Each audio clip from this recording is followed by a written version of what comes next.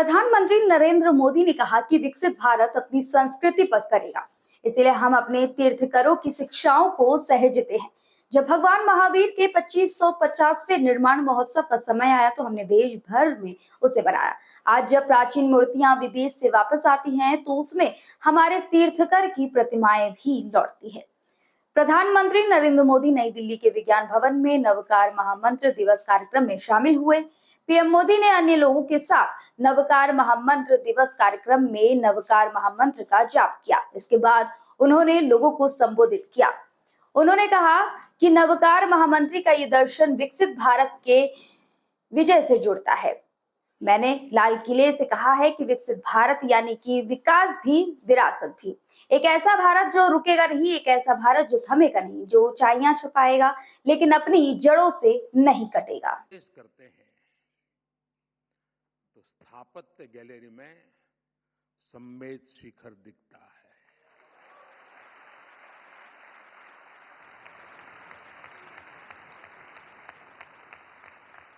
लोकसभा के प्रवेश पर तीर्थंकर की मूर्ति है। ये मूर्ति ऑस्ट्रेलिया से लौटी है।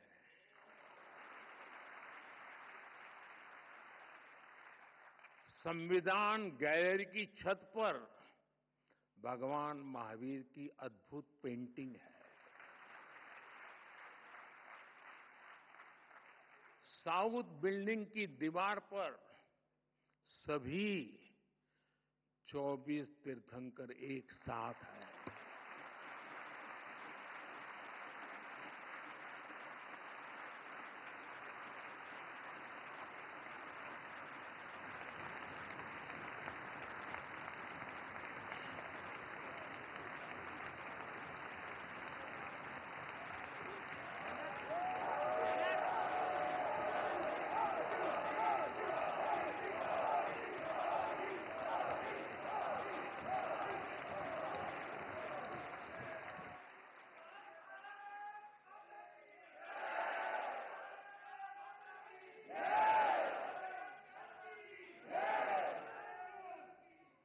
कुछ लोगों में जान आने में समय लगता है।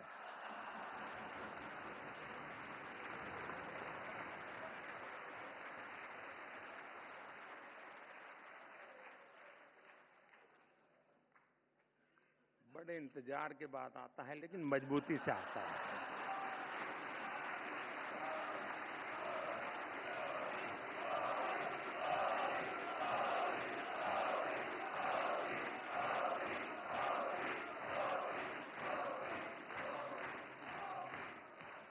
ये दर्शन हमारे लोकतंत्र को दिशा दिखाते हैं, सम्यक मार्ग दिखाते हैं। जैन धर्म की परिभाषाएं बड़े ही सार गर्भित सूत्रों में प्राचीन आगम ग्रंथों में निबद्ध की गई है। जैसे वत्थु सहावो धम्मो, चारितम खलु धम्मो, जीवाण रक्षणम धम्मो। इन्हीं संस्कारों पर चलते हुए हमारी सरकार सबका साथ, सबका विकास के मंत्र पर आगे बढ़ रही है।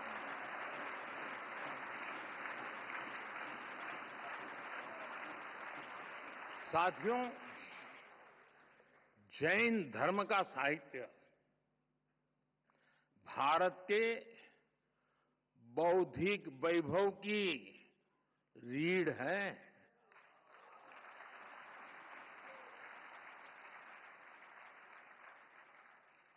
इस ज्ञान को संजोना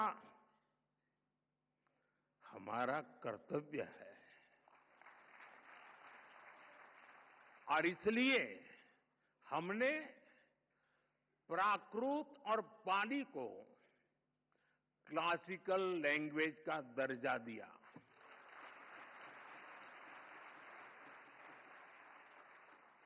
अब जैन साहित्य पर और रिसर्च करना संभव होगा।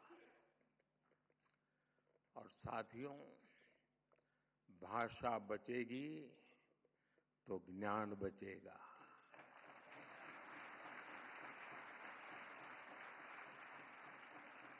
भाषा बढ़ेगी तो ज्ञान का विस्तार होगा।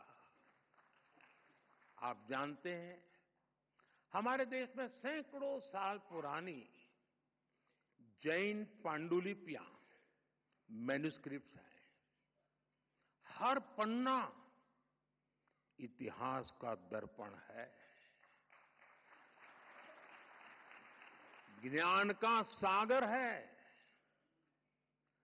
समया धम्म मुदा हरे मुनि, समता में ही धर्म है। जो स्वयं जह बेसिज जा, तेणो भवई बंधुगो। जो ज्ञान का गलत इस्तेमाल करता है वो नष्ट हो जाता है। कामो कसायो खवे जो, सो मुनि पावक कम जो। जो काम और कसायों को जीत लेता है वही सच्चा मुनि है। लेकिन साथियों, दुर्भाग्य से अनेक अहम ग्रंथ धीरे धीरे लुप्त हो रहे थे। इसलिए हम ज्ञान भारत मिशन शुरू करने जा रहे हैं।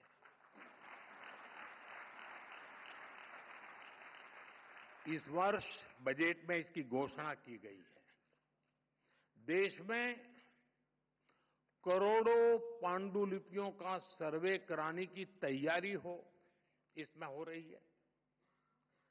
प्राचीन धरोहरों को डिजिटल करके हम प्राचीनता को आधुनिकता से जोड़ेंगे। ये बजट में बहुत महत्वपूर्ण घोषणा थी और आप लोगों को तो ज्यादा गर्व होना चाहिए। लेकिन आपका पूरा ध्यान 12 लाख रुपया इनकम टैक्स मुक्ति इस पर गया हो।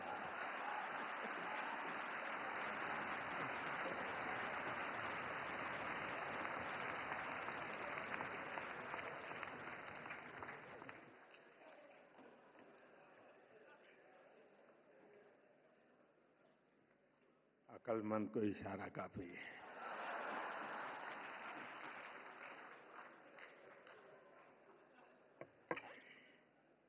साथियों,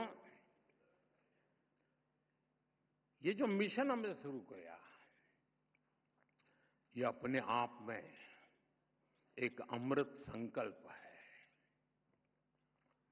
नया भारत एआई से संभावनाएं खोजेगा और आध्यात्म से दुनिया को राह दिखाएगा।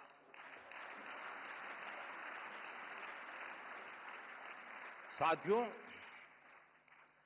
जितना मैंने जैन धर्म को जाना है, समझा है,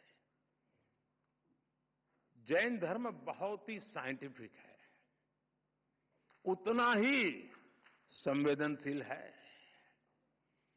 विश्व आज जिन परिस्थितियों से जूझ रहा है, जैसे युद्ध, आतंकवाद या पर्यावरण की समस्याएं हो, ऐसी चुनौतियों का हल जैन धर्म के मूल सिद्धांतों में समाहित है।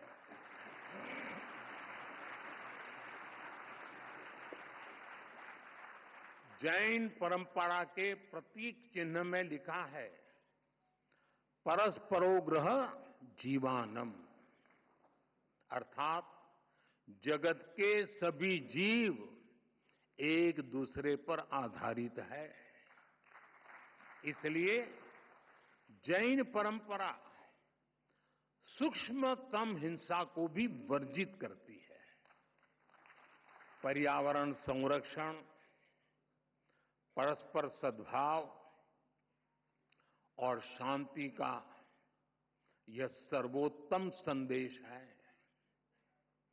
हम सभी जैन धर्म के 5 प्रमुख सिद्धांतों के बारे में भी जानते हैं, लेकिन एक और प्रमुख सिद्धांत है अनेकांतवाद। अनेकांतवाद का दर्शन आज के युग में और भी प्रासंगिक हो गया है। जब हम अनेकांतवाद पर विश्वास करते हैं तो युद्ध और संघर्ष की स्थिति ही नहीं बनती। तब लोग दूसरों की भावनाएं भी समझते हैं और उनका पर्सपेक्टिव भी समझते हैं।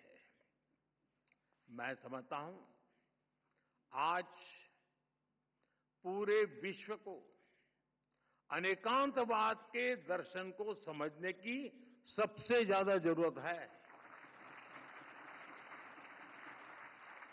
साथियों, आज भारत पर दुनिया